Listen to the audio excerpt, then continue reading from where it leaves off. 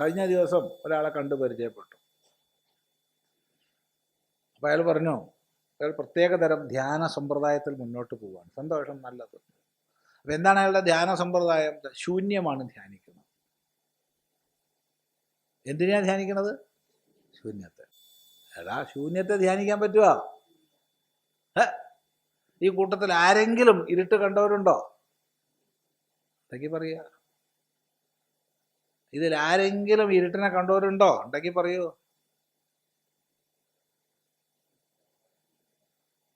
പ്രകാശത്തിന്റെ അഭാവരൂപമാകുന്നു ഇരുട്ട്, ഭാവരൂപമല്ല.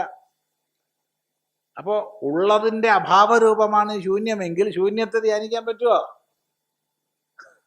എന്തൊരു കഷ്ടമാണ്. പക്ഷെ അയാളോട് പറഞ്ഞിട്ട് വെറുതെ അയാൾക്ക് ബുദ്ധിഭേദം ഉണ്ടാക്കണ്ടല്ലോ. അതുകൊണ്ട് നന്നായി എന്ന് പറഞ്ഞാൽ എന്താ പറയുക? സന്തോഷം, നന്നായി. എന്നാലും സ്വാമി അയാളെ നേരെയാക്കണ്ടായിരുന്നോ? എല്ലാവരും നേരെയാക്കാൻ നടക്കുന്ന ആളാണ് ഞാൻ.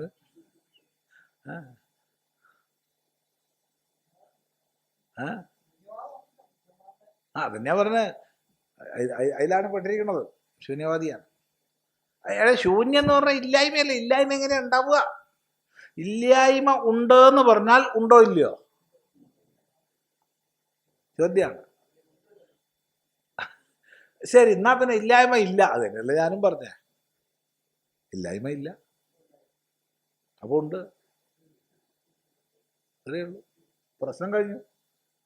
തർക്കത്തിന് അവിടെ ഇടയില്ല. എന്നിട്ട് ചില ആൾക്കാർ പറയും ശങ്കരാചാര്യര് ബൗദ്ധന്മാരെ അടിച്ചു ഓടിച്ചു എന്ന്. ഇതാണ് അടി, അല്ലാണ്ട് മുളവടി കൊണ്ടുള്ള അടിയല്ല. ഇതാണ് യുക്തിദണ്ഡം കൊണ്ടാണ് അടിക്കുന്നത്.